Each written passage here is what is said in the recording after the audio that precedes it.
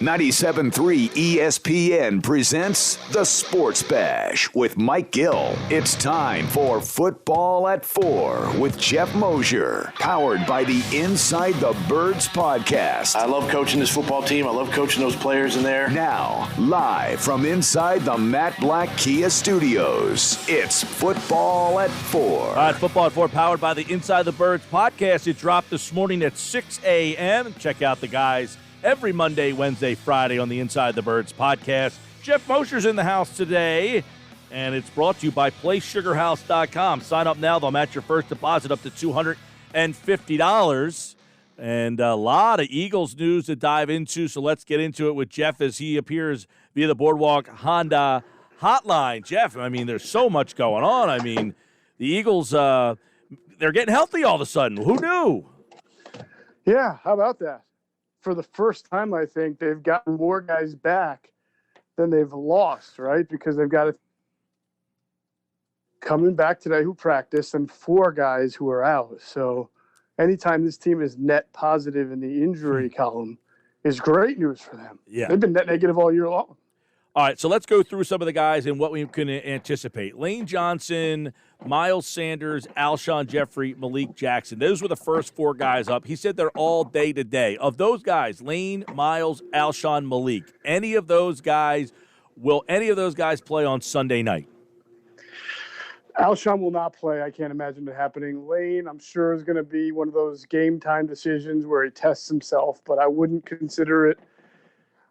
With Lane, I never to consider unlikely. He's one of the few he practice all week, but that doesn't mean he's not going to play. Most guys, if they don't practice, it means they don't play. But with Lane, we know that not practicing for him is kind of a good thing with the ankle because it gives him the rest that they said he needed. So we'll see if game time the ankle feels good enough for him to test it. I would almost hope they don't. I think Doug's being very duplicitous when he talks about it. And for example, today in his press conference, he said, we have to be smart as a coaching staff and as a medical staff. And then in the very next sentence, he said, but, Lane comes to us and tells us he's ready to go, then we're going to go ride it with Lane all the time. And I say, well, if you have to be smart as a coaching staff, as in a medical staff, isn't it then you as the head coach who has to say, help the player kind of save himself from him?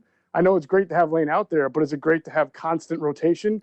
Is it great to have a guy who's not practicing all week get out there when a guy who has been practicing all week now is on the bench? It almost seems like wasted reps. So I have an issue with how they've handled Lane Johnson for the past few weeks here, and we'll see moving forward if he goes. I think Miles Sanders also a little bit very, very unlikely for him to play. We'll see as the week goes on. And who was the last guy you asked me about? Malik Jackson.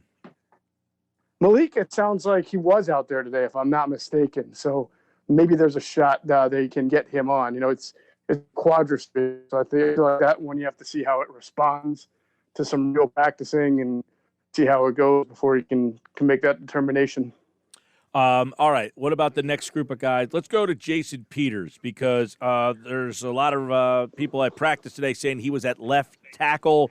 So Jason Peters, left tackle. It looks like Mailata was playing right tackle. But if Lane Johnson can play, do we think that Peters would play guard, or are they kind of sticking to their guns with Peters at left tackle?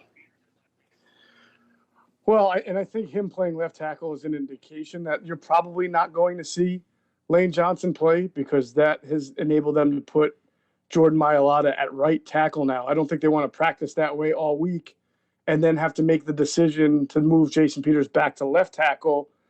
Lane Johnson plays right tackle, and Mailata's coming off the bench. That's not what you want. You want to continue his development and get the best guys that you've got out there. I think that what they're doing today is more of a reflection of where they want Matt Pryor to play. If you put Mailata at right tackle and Peters at left tackle, then you play, I'm going to assume, Matt Pryor at right guard, and Nate Herbig will go to left guard because you don't want Sua Opeta in there again. That was really an emergency start, and it did not go well. But if you take Mailata, leave him at left tackle, and put Jason Peters at right guard, then you have to play Matt Pryor at right tackle. I think they kind of like it better with Matt Pryor at right guard than right tackle. So, there's so many moving parts and so many different – it's not always about the individual, but it's how it impacts the entire line when they're making these decisions. All right, two other guys, I guess. One, Dallas Goedert activated from the 21-day practice window. Do we anticipate that he could play on Sunday? And Jalen Reagor, also, he was activated last week, practiced today. What's the status of those two players? Goddard, I'd be surprised. I think if there was a real optimism that he would play on Sunday night, then he would have been activated into the 21-day window on Monday, like Jason Peters and Jalen Reagor were. Here's what I know. He had the cast removed from his left thumb 2 weeks early, which was always a good sign of a quicker recovery than they anticipated. But they did not move up his timetable to return because they just didn't know how it would respond going forward. So it was always after the bye week. But his thumb has responded well to just catching footballs. They activated him on Monday to be able to get him that extra practice for the week because they don't normally get out there on a Monday, but this week they did. So they got up there Monday. I was told he had no soreness, no discomfort, no problems on Tuesday after having that kind of a workout on Monday. So he'll practice today. He'll practice Thursday. He'll do some light work Friday like they do. As long as there's no setbacks, as long as there's no discomfort, I think there's a pretty good chance he's going to play there because he's basically checked off all the boxes. And then it becomes a coach's decision on whether they want to use him or not. All right, so let's say he does play. What is a fair expectation for Jalen Reagor? You know, the thumb you mentioned, but what about the lack of conditioning? We've seen them go on a snap count with Deshaun Jackson, albeit way later in his career. But, you know, when it comes to usage, what is fair out of Reagor? Yeah, certainly not playing the entire game. I don't think that's a fair expectation. He was returning punts today in practice, and again, it's hard to know if that's, you know, part of the deal is that you're not going to play the full game, so we will have you return some punts, or if they were just getting him back to the floor of everything that he can do. But if he plays, he'll be out there, and if they're start a big play, I'm sure he'll be a big part of it. But they now have more healthy receivers than they've had in the past, right? Because they'll even with Deshaun down, they'll still have Fulgham, they'll still have Ward, they'll still have Hightower, they'll have Reagor, and you'll have Arcega-Whiteside. So it's five guys right there who can on the field. So I'm sure there's some kind of rotation. And I would imagine with Fulgham entrenched at the X, although, by the way, Fulgham moves around a lot more than I realize. I've been doing a lot of tape study, and we have a special kind of show for our Sunday pregame show, some telestration technology that we've added to the show that'll show you just how good Fulgham's been. But I would imagine that Reagor is going to move around a little bit while Fulgham mostly plays the X. Geoff Mosher, Inside the Birds podcast, a new one dropped this morning. We will take a look at a lot of different things here because obviously, as you mentioned, all these guys are starting to get back healthy. And how do you think this changes the offense now? Do you think that Doug is vanilla because of what he has? Does he open things up a little bit more? I guess, do you anticipate that? I don't know. I mean, as you said, we don't know if we're going to see Goddard this week. Probably don't see Miles Sanders, but they're trending towards getting back a full complement of weapons, at least. Does that change Doug's play calling? Well, I think it changes the schematics of his offense in that, you know, they started off the year heavy 12 personnel. That's what they were last year more than every team. Obviously, they're down their number 1 and 2 tight end and getting better at wide receiver. So it enables them not only to play more 11 personnel like they've been doing the last week or two, but even get in some 10, you know, without, you know, if you want to take a tight end off the field and have a really kind of fast, dynamic, twitchy type offense and have 4 wide receivers out there, you have the ability to do that and really put stress on a Dallas defense. And my God, guys, I've seen some bad secondaries before, and we saw it with the Eagles last year with guys like Rasul Douglas and Sidney who get beat over the top. But you watch some tape on Dallas, and the number of just blown assignments and people standing around not understanding their own coverages in that secondary is just it's an unmitigated disaster. And so if you're Doug, you're thinking, yeah, I want to capitalize on that. I want to put my speed on the field as often as I can and maybe show that 10 personnel package and try to stretch the field. And John Hightower can definitely do that. And I want to ask your thoughts on, you know, Hightower's role. As guys start to come back, you've seen that he has a home run ability. He started out struggling, making more of his opportunities as of late. As guys do return, how do you think Hightower's role is impacted? Well, I think it actually allows you to be flexible with him, Hunter. and again, you're flexible with what you can do schematically. So Hightower is a guy who really impressed the team in training camp with his ability to learn multiple positions. His football intelligence, they told me, was really good and more than they even realized coming out of Boise State. So you've got Fulgham, you've got Reagor. You could theoretically put them in certain packages as your outside receivers and put Hightower in the slot. You could also put Reagor in the slot and put Hightower on the outside. But I like the idea of Hightower in the slot a little bit because, when it's 3rd and 3 and you're just trying to pick up that first down, you want Greg Ward in there because that guy has short area quickness and just the ability to get open in those short seams better than anybody on the team. But if you think about 2017, when they just made so many explosive plays, when Nelson Aguilar was really feeling it as a vertical slot, well, that gives you the real ability there to do that with Reagor and Hightower on the field, and one of them moves into the spot. A lot of options with all of a sudden. You got a lot of options, and we'll see if they end up, evolving this offense a little bit. Let's, you take a look forward to, yesterday Jim Schwartz talked about Maddox, that he's the starter on the outside. What does this mean for, the Will Parks, Mills, that group of guys? How do they kind of work that now? I'm imagining Roby Coleman goes back to the slot.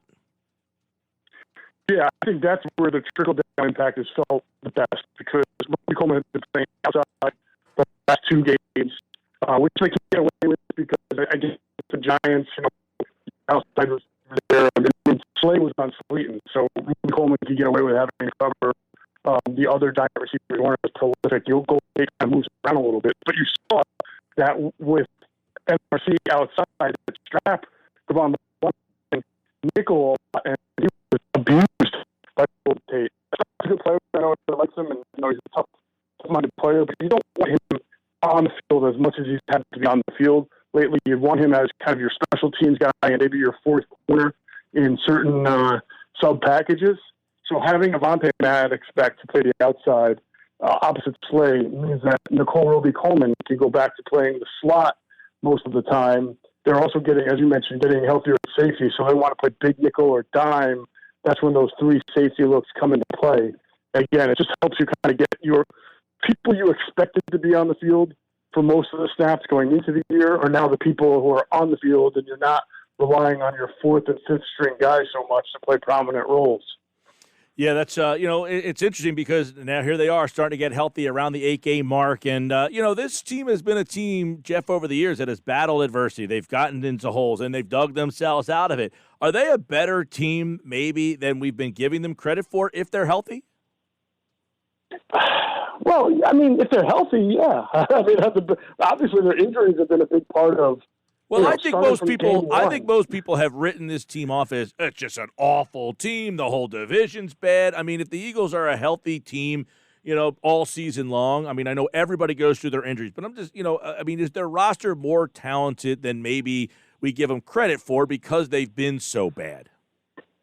I think if you ask most people what your expectations of the Eagles were going into the year, like when training camp started, they thought it was between the Eagles and the Cowboys for the division. So I think fans and media and people expected the Eagles to be in that 9-11 type win category. But the problem wasn't just the injuries, right? It was literally that they would suffer these long-term injuries, and then their backups were coming in and having injuries. And they played a couple of games there in a row where they were on 4th and 5th stringers all over the map. And it really started with the offensive line, and Carson was taking hits, and Carson himself wasn't playing well.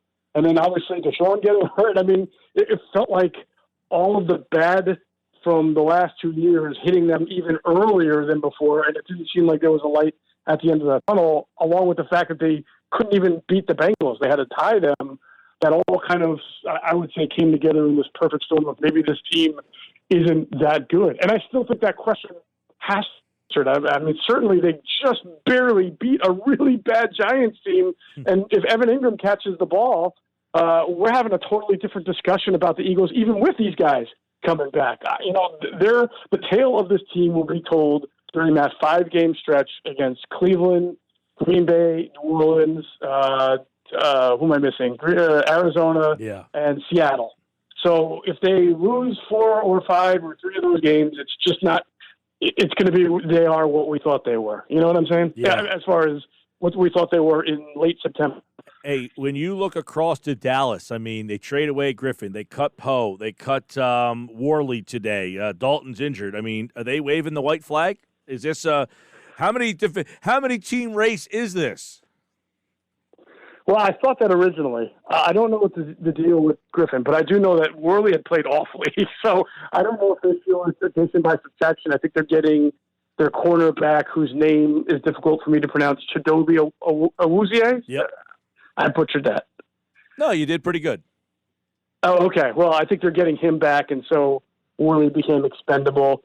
Look, I mean, they're starting Ben DiNucci, though, most likely at quarterback if Dalton can't go. And so that just becomes a situation where, as all the misery they have going on, the coaches questioning the players questioning the coaches, the inability for anybody to stand up for Dalton after he gets hit, the owner, exploding on sports radio yesterday. It's a mess. And then they have to go start most likely Ben DiNucci from JMU, a rookie. It's just not a good situation for them. I think it's as bad as it appears to be.